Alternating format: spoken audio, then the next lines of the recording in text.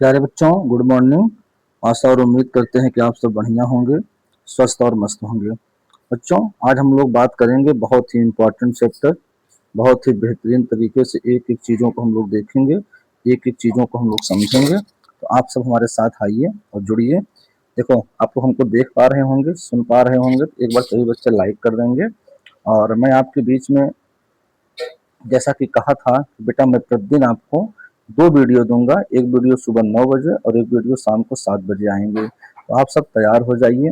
और इस चैनल पे इतना विश्वास अगर आपका है और अगर ये विश्वास आपका बना रहेगा, मैं आपसे वादा करता हूँ कि एग्ज़ाम में आपको 100% हिंदी में और 100% संस्कृत में नंबर मिलेंगे। कोई कोई रोक नहीं सकता है। बस आप ईमानदारी से एक-एक वीडियो को देखिएगा, एक-एक वीडियो को सुनिएगा। आइए हम लोग बात करते हैं, आपको लिया के चलते हैं। हम लोग थोड़ा सा पेन ले लेते हैं और हम लोग पेन लेने के बाद थोड़ा सा हम लोग चलते हैं आगे की ओर। प्रयोग में कौन सा उपसर्ग है? हमेशा प्रयोग में उपसर्ग की बात करता है। उपसर्ग हमेशा शब्द के पहले लगते हैं, तो इसमें प्र उपसर्ग होगा। अगर पूछे तो इसमें मूल शब्द क्या है? इसमें मूल शब्द जो है प्यारे बच्चों योग है। योग के पहले प्र जोड़ दिए, प्रयोग बन गया। अगर पूछा जाए उपसर्ग कहाँ जुड़ते हैं, पहले जुड़ते हैं, मध्य में कि अंत में, तो पहले बता देना, ये दूसरा क्वेश्चन पूछता है। अगर संस्कृत में उपसर्ग पूछे तो आप 22 बता देना। हिंदी के उपसर्ग पूछे चाहे 10 या 13 बता देना। दोनों में से चाहे जो दिखे, बहुत ज़्यादा क्लियरिटी इसमें नहीं है। और अगर आपके उर्दू के पूछे तो 19 बता देना, अंग्रेजी के पूछे तो 6 बता देना। ये आपके उपसर्ग होते हैं प्यारे साथी। उम्मीद करते हैं इतनी बातें आपको समझ में आई होंगी। क्वेश्चन नंबर 2 की ओर चलते हैं। बहाव में कौन सा प्रत्यय है? आज का जो 25 क्वेश्चन है प्यारे साथी, ये 25 क्वेश्चन मिसलेनियस है, हिंदी व्याकरण यानी कि पूरे व्याकरण से 25 क्वेश्चन आपके बीच में लाया हूँ, जो सुपर सुपर क्वेश्चन है आपके बीच में आए हैं। जरा देखिएगा क्या कहते हैं ये। बहाव में कौन सा प्रत्यय है? बहाव ये जो बना है भैया, बहना से बना है। बह प्लस आव, बह प्लस आव यानी बहाव, ये बना हुआ है। अगर पूछे कि कृत प्रत्यय है कि तद्धित प्रत्यय है, बहुत अच्छे से बताया हूं। जो क्रिया के अंत में यानी जो धातु के अंत में जुड़ते हैं वो आपके कृत प्रत्यय कहलाते हैं, और जो धातु के अलावा संज्ञा, सर्वनाम, विशेषण और अव्यय के अंत में जुड़ते हैं वो आपके तद्धित प्रत्यय कहलाते हैं। तो यहाँ बहना, बहना क्या है? क्रिया है। बहना क्रिया है, और क्रिया में से ना को जब हटा दिया जाता है तो बह, बह क्या हो गई? धातु हो गई। हमेशा सोचे पढ़ना क्या है? क्रिया, ना हटा दो, पढ़ क्या हो गई? धातु। लिखना क्या है? क्रिया, ना हटा दो, लिख क्या हो गई? धातु। तो अगर बहाव में पूछे प्रत्यय तो आओ बता देना। बहुत बहुत गहराई वाली बात आपको बता रहा हूँ प्यारे बच्चों, जो कि सब नहीं बताते हैं। बुढ़ापा शब्द किस प्रकार की संज्ञा है? बहुत सुपर क्वेश्चन। ये अगला क्वेश्चन तीसरे टाइप का आ गया, यानी कि आप 25 क्वेश्चन देखेंगे, 25 टाइप का देखेंगे। पहला आपका उपसर्ग से आया, दूसरा प्रत्यय से आया, तीसरा संज्ञा से आ गया। बुढ़ापा किस प्रकार की संज्ञा है? मैं बहुत बार बताया हुआ हूँ कि बुढ़ापा जो है ये भाववाचक संज्ञा है। भाववाचक संज्ञा है। ये भाववाचक संज्ञा जिसे न तो देखा जा सके, न तो छुआ जा सके, केवल महसूस किया जा सके, वही भाववाचक संज्ञा होती है। जरा बताओ बुढ़ापा किस प्रकार की संज्ञा से बना हुआ है? भाववाचक तो संज्ञा है, लेकिन भाववाचक संज्ञा का निर्माण 5 तरीकों से होता है। पहला जातिवाचक से भाववाचक बनता है, दूसरा सर्वनाम से भाववाचक बनता है, तीसरा क्रिया से भाववाचक, चौथा विशेषण से भाववाचक, और पांचवा जो होता है वह अव्यय से भाववाचक बनता है। इतनी बातें आप समझ पा रहे होंगे, ऐसा मैं उम्मीद कर पा रहा हूँ।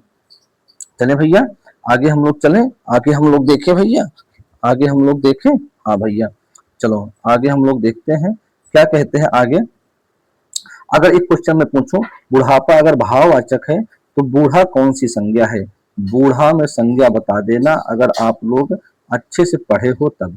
ये क्वेश्चन स्क्रीनशॉट ले लेना और इसको जरूर बताना आप सब, जितना मैं बता रहा हूँ। ठीक है, जितना मैं आपसे कह रहा हूँ इतना आप जरूर करते चलना। बहु का बहुवचन क्या है?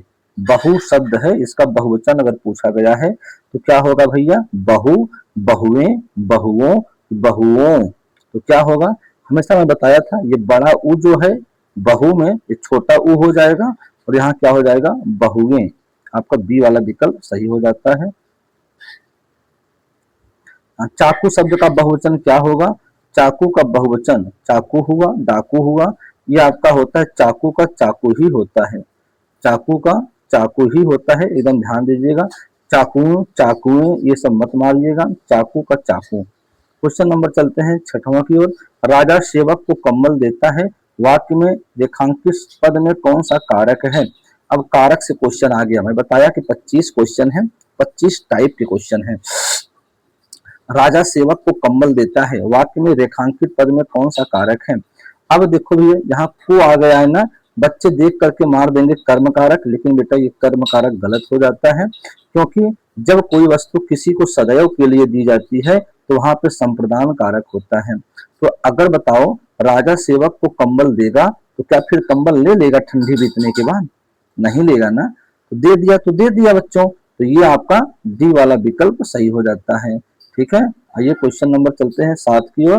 Total 25 question. अगला क्वेश्चन लिंग से आ गया है, इनमें स्त्रीलिंग शब्द कौन सा है? जल्दी बताना, स्त्रीलिंग शब्द कौन सा है? संस्कार अच्छा है, सहयोग किया, भूमिका निभाई, योगदान दिया। भूमिका निभाई, उसने अपनी भूमिका निभाई, क्या भैया? भूमिका निभाई, योगदान दिया जाता है ना, तो आपका सी वाला सही है भैया, भूमिका निभाई। आगे हम लोग चलते हैं बिना देरी किए हुए, अगला चलते हैं क्वेश्चन। इनमें से निजवाचक सर्वनाम का मूल रूप क्या है? बताना, निजवाचक सर्वनाम का मूल रूप क्या है? बहुत शानदार क्वेश्चन है।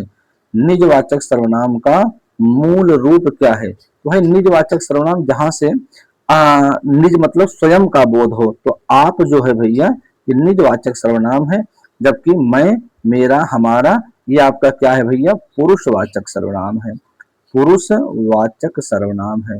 ये आपके क्या है साथी? ये आपके पुरुषवाचक सर्वनाम कहे जाते हैं। और पुरुषवाचक सर्वनाम कितने प्रकार के होते हैं? ये 3 प्रकार के होते हैं, उत्तम पुरुष, मध्यम पुरुष, अन्य पुरुष। चलते हैं आगे की ओर। कोई आ रहा है, वाक्य में कोई किस प्रकार का सर्वनाम है? कोई आ रहा है, तो यहाँ कोई आ रहा है ये निश्चित तो है नहीं, तो कोई ये अनिश्चयवाचक हुआ।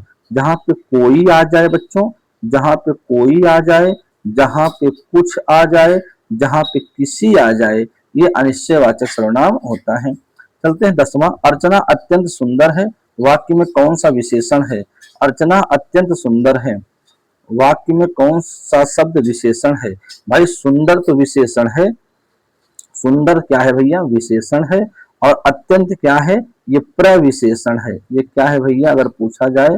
ये क्या है आपका? प्रविशेषण है, क्योंकि जो विशेषण की भी विशेषता बताए वह प्रविशेषण कहलाती है।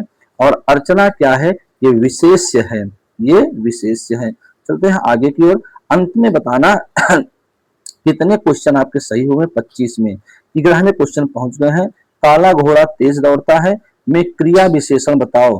काला घोड़ा तेज दौड़ता है, दौड़ना तो क्रिया है, और दौड़ने की विशेषता कौन बता रहा है? कि तेज दौड़ता है। क्या दौड़ता है? तेज। तो तेज शब्द क्या होता है भैया? ये क्रिया विशेषण होता है, क्योंकि दौड़ना, पढ़ना, लिखना, उठना जिसके अंत में ना आए वही तो क्रिया होता है। हाँ, गीला है, गीला क्या है? क्या एक गुणवाचक विशेषण है, संख्यावाचक विशेषण है? भाई गीला किसी संख्या को बताता है? नहीं। सार्वनामिक विशेषण? ये नहीं। सार्वनामिक विशेषण जब कोई सर्वनाम शब्द किसी संज्ञा के पहले आ जाए, जैसे हम कह दें यह गाय राम की है, तो हम अगर कह दें यह गाय, तो गाय क्या है? एक संज्ञा है, इसके पहले यह आया है, तो ये सार्वनामिक विशेषण होगा। लेकिन गीला, सूखा, अच्छा, बुरा, भला ये गुणवाचक विशेषण होते हैं। चलते हैं। निम्न में प्रेरणार्थक क्रिया कौन सी है? जल्दी बताना। प्रेरणार्थक जहां पे कोई क्रिया प्रेरणा देकर कराई जाए। समझना नहीं, बुलवाना, बुलवाना, बुलाना, बुलाना और बुलवाना, ये क्या होता है? प्रेरणार्थक क्रिया होती है। आगे चलते हैं हम लोग। वाच्य के कितने प्रकार होते हैं? जल्दी बताओ। वाच्य के भाई 3 प्रकार होते हैं। कितने प्रकार? 3। एक होता है कर्तृवाच्य, दूसरा होता है कर्मवाच्य और तीसरा होता है भाववाच्य। बहुत ध्यान से सुनते हुए चलिएगा। 15 नंबर। निम्नलिखित में से मिश्र वाक्य है, जल्दी बताओ। मिश्र वाक्य क्या है? उसके जानने के बाद वर्षा होने लगी, ज्यों ही वह घर से निकला वर्षा होने लगी, मेरे आते ही वर्षा होने लगी, वह घर से निकला और वर्षा होने लगी। बेटा 10 सेकंड का समय दे रहा हूँ इस क्वेश्चन पर, 10 सेकंड का समय दे रहा हूँ और उम्मीद करता हूँ कि आप लोग फटाफट इसका जवाब दे देंगे। होता क्या है बेटा, जहां पे ज्यों दिखाई दे, त्यों दिखाई दे, जबकि दिखाई दे, उसकी दिखाई दे, जैसा वैसा अगर मगर दिखाई दे, ये सब दिखाई दे, आप बता देना वहां पे मिश्र वाक्य होता है। हवन में जलाने वाली लकड़ी के लिए एक शब्द कौन सा है? हवन में जो लकड़ी जलाई जाती है उसे समिधा कहते हैं। क्या कहते हैं? समिधा। बहुत बच्चे हवन सामग्री मारेंगे, गलत हो जाएगी प्यारे बच्चों। चलते हैं 17 नंबर की ओर। सावन हरे न भादो सोखे, लोकोक्ति का सही अर्थ क्या है? सावन हरे न भादो सोखे, इसका मतलब होता है असंभव बात। नारे बेटा, असंभव बात तो नहीं होती है। सावन में हरा और भादो में सूखा, ये तो एकदम गलत बात है। न सावन में हरा, ये सावन भादो नाम ले ले तो गलत हो जाता है। लोकोक्ति मतलब होता है लोक, और उक्ति मतलब होता है कथन। जो ऐसे कथन जो लोक में चर्चित हो, ये सदा एक ही दशा, जो हमेशा चाहे गरीबी हो चाहे अमीरी हो, चाहे सुख हो चाहे दुख हो, जो एक ही दशा में रहते हैं उसे कहते हैं सावन हरे न भादव सूखे। चलो 18 नंबर। मुंबई में गगनचुंबी इमारतें बनी, मुंबई में गगनचुंबी इमारतें बनी, रेखांकित शब्द में कौन समास समाहित है? मुंबई में गगनचुंबी इमारतें बनी। अब भैया गगनचुंबी, बताओ भैया, गगन को चूमने वाली, गगन चुंबी करेंगे गगन को चूमने वाली, तो क्या लिखेंगे यहाँ पे? गगन को, गगन को चूमने वाली। यहाँ को आया है ना, को क्या है? एक कारक चिन्ह है ना, जो कारक चिन्ह किस में आता है? ये तो तत्पुरुष समास में आता है। सही बात कर रहे हो, कोई दिक्कत और किसी में समास बन ही नहीं सकता। क्या मुंबई को तोड़ सकते हो? इमारतें या बनी, इन सबको तोड़ सकते हो? नहीं तोड़ सकते हो प्यारे साथी। आते हैं आगे की ओर हम लोग। निम्नलिखित में से कौन सा शब्द शुद्ध है? कौन सा शब्द शुद्ध है, जरा बताना इसको आप लोग। शुद्ध शब्द बताना है भैया। अंगना, चांद। भाई चांद तो ऐसे लिखा जाता है, चांद तो ये शुद्ध है, इसलिए चांद तो अशुद्ध हो गया।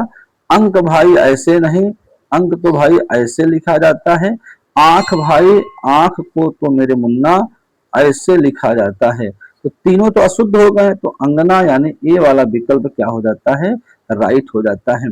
अगला, उचित एवं शुद्ध वाक्य चुनिए। शुद्ध वाक्य चुनना है, इसको जरा देखिएगा। लड़कियां सेब खा रही हैं, लड़कियों सेब खा रही हैं, लड़कियां सेब खा रही हैं, लड़की सेब खा रही है, लड़की सेब खा रही है। अब देखो, बहुत ये जो क्वेश्चन कर लेगा बेटा, वो जान लेना कि 500 रुपए जीत चुका है, और एग्जाम में वो सारे क्वेश्चन कर लेगा। मैं मानूंगा कि हिंदी में उसकी पकड़ बहुत जबरदस्त है, बहुत शानदार है। अगर मैं बात करूं, लड़कियां सेब खा रही हैं, फिलहाल लड़कियां कुछ होता नहीं है, ये पहला गलत हो गया। हमें शुद्ध करना है ना, तो लड़कियां क्या होता है? हो लड़कियां होता है, लड़कियों होता है, लड़कियां नहीं। लड़कियों सेब खा रही हैं। अब लड़कियों सेब खा रही हैं, लड़कियों ये गलत होता है, लड़कियों सेब खा रही हैं ये गलत होता है ना। लड़कियां सेब खा रही हैं और यहाँ लड़की सेब खा रही है। देखो बेटा, लड़कियां सेब खा रही हैं ये सही हो जाएगा, और लड़की सेब खा रही है ये गलत हो जाएगा। क्यों? क्योंकि देखो ह के ऊपर यहाँ पे अनुस्वार दे दिया गया है, ह के ऊपर अनुस्वार, तो ये जो है, एक जो है ऐसे लिखा जाता है, एक ये है, और जब इस है के ऊपर अनुस्वार दे के ऐसे कर दिया जाता है, तो इसका मतलब ये बहुवचन हो गया और ये एक वचन हो गया। और आप देखो ये बहुवचन प्रयोग किया गया है, जब ये बहुवचन प्रयोग किया गया तो लड़की तो एक वचन है ना, एक वचन कर्ता के साथ एक वचन प्रयोग होना चाहिए ना, तो बहुवचन कैसे कर दिया गया? ये बात गलत है। और यहाँ देखो लड़कियां और ये हैं प्रयोग किया गया, इसलिए ये सही होती है। उम्मीद करते हैं समझ गए होंगे। 21 नंबर, इत्यादि शब्द में कौन सी संधि है? बहुत सुपर क्वेश्चन, बहुत जबरदस्त क्वेश्चन। इत्यादि शब्द में कौन सी संधि है? तो इति प्लस आदि, इति प्लस आदि, ये क्या बनते हैं भैया आपके? इत्यादि। यहां से ई आ गया और यहां से अ आ गया, तो ये भैया क्या बन जाते हैं? यण संधि बन जाता है। जब मैंने बताया था चाहे यह हो और चाहे वह हो, अगर इन दोनों के पहले कोई आधा वर्ण दिया गया है तो हमेशा यण संधि होगी। जैसे इत्यादि हुआ, प्रत्येक हुआ, प्रत्यक्ष हुआ, स्वागत हुआ, स्वच्छ हुआ ना, ये सब य और व के पहले आधा वर्ण देख लेना, तो यण संधि मार के चले आना, जिम्मेदारी मैं लूंगा। मनोरथ का संधि विच्छेद होगा, मनोरथ का संधि विच्छेद, मनः प्लस रथ, मनः प्लस रथ कोई दिया है, ये दिया है। अगर संधि का नाम इसमें पूछ लेता आपसे, तो क्या संधि का नाम आप बता पाते क्या? हाँ भाई, विसर्ग संधि होती है संधि का नाम। आगे चलते हैं। रहीमन पानी राखिए बिन पानी सब सून, पानी गए न उबरे मोती मानुष सोन। ये शानदार क्वेश्चन है। ये बताना है कौन सा होगा, ये तो होगा श्लेष अलंकार। क्या होगा भैया? श्लेष अलंकार। श्लेष अलंकार क्या होता है? जहां कोई शब्द एक बार आए लेकिन उसका अर्थ अलग अलग प्रयोग हो, वहीं पे श्लेष अलंकार होता है। देखो यहाँ रहीमन पानी राखिए बिन पानी सब सून, पानी गए न उबरे, यहाँ जो पानी शब्द आया है इसका तीन अर्थ है। मोती मानस चून, मोती के लिए अलग है, मनुष्य के लिए अलग है और चून के लिए अलग है। मोती के लिए पानी का मतलब होता है चमक। अगर मोती की चमक चली गई, पानी चली गई, तो वह मोती किसी काम का नहीं होता है। मानुष क्या होता है भैया? मनुष्य के लिए पानी का मतलब होता है इज्जत। अगर मनुष्य की इज्जत चली जाए तो कोई मतलब उस मनुष्य का नहीं रह जाता है। और चून का मतलब होता है, चून में क्या है? पानी का मतलब जल। अगर चूना चाहे खाने वाला हो, चाहे चूना पिंड करने वाला हो, अगर उसमें पानी नहीं है तो वह चूना किसी काम का नहीं होता है। 24 नंबर, चमक उठी सन 57 में वह तलवार पुरानी थी, बुंदेले हर बोलों के मुख हमने सुनी कहानी थी, खूब लड़ी मर्दानी वह तो झांसी वाली रानी थी। जल्दी बताना भैया। तो चमक उठी सन 57 में, ये तो भाई वीर रस की बात करता है, झांसी वाली रानी वीर रस की बात करता है भैया। बात समझ पा रहे हो? वीर रस की बात करता है इसमें भाई, क्या है? वीर रस है भैया। हाँ, मानवीकरण अलंकार होता है भैया, ये कोई रस होता ही नहीं है, अलंकार होता है। आगे चलते हैं भैया। निम्नलिखित पंक्तियों में से कौन सा रस है? बतरस लालच लाल की, मुरली धरी लुकाई, सौह करे भवन हसे, दैन कहे नट जाई। मैं इसका मतलब बता देता हूं, इसका आप लोग कमेंट करके जरूर इसका होमवर्क बताना। इसको आप लोग होमवर्क में स्क्रीनशॉट लीजिए, मैं इसका मतलब बता देता हूं। कहता है इसमें कौन सा रस है?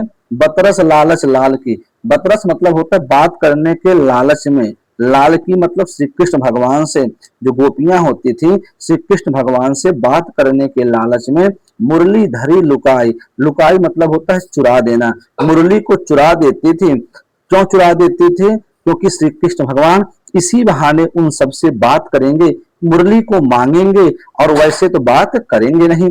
सौह करे भवन हंसे, और वो जो मुरली श्री कृष्ण भगवान कहते हैं कि वेयर इज माई मुरली, कहते थे वेयर इज माई मुरली, तो कहते थे सौह करे भवन से, तो सौह करे सौगंध खाती थी और अपने भावों से मुस्कुराती थी, बदामी मुस्की मारती थी।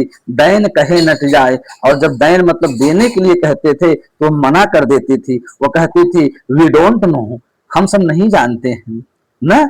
हाँ, तो कभी कभी इंग्लिश भी बोल देती थी गोपियां और श्री कृष्ण भगवान। तो यहाँ भैया गोपियां और श्री कृष्ण की बात हो रही है, जरा बताना इसमें कौन सा रस होगा। इस प्रकार आपके 25 क्वेश्चन आपके समाप्त हो जाते हैं प्यारे साथी। उम्मीद करते हैं आपको बेहतर से बेहतर समझ में आया होगा। आज के लिए इजाजत दीजिएगा, फिर हम लोग मिलेंगे शाम को 7 बजे। और यह क्लास कैसी लगी जरूर कमेंट करके बताइएगा। और जो नए साथी हैं उनसे रिक्वेस्ट है, परिवार को सब्सक्राइब करो, परिवार आगे बढ़ेगा।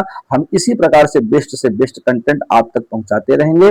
यही जज्बा रहा तो मुश्किलों का हल भी निकलेगा, जमी बंजर हुई तो क्या वहीं से जल भी निकलेगा। न घबराना और न मायूस होना, इस अंधेरे से मेरे साथी, इन्हीं रातों के दामन से सुनहरा कल भी निकलेगा। जय हिंद, जय भारत।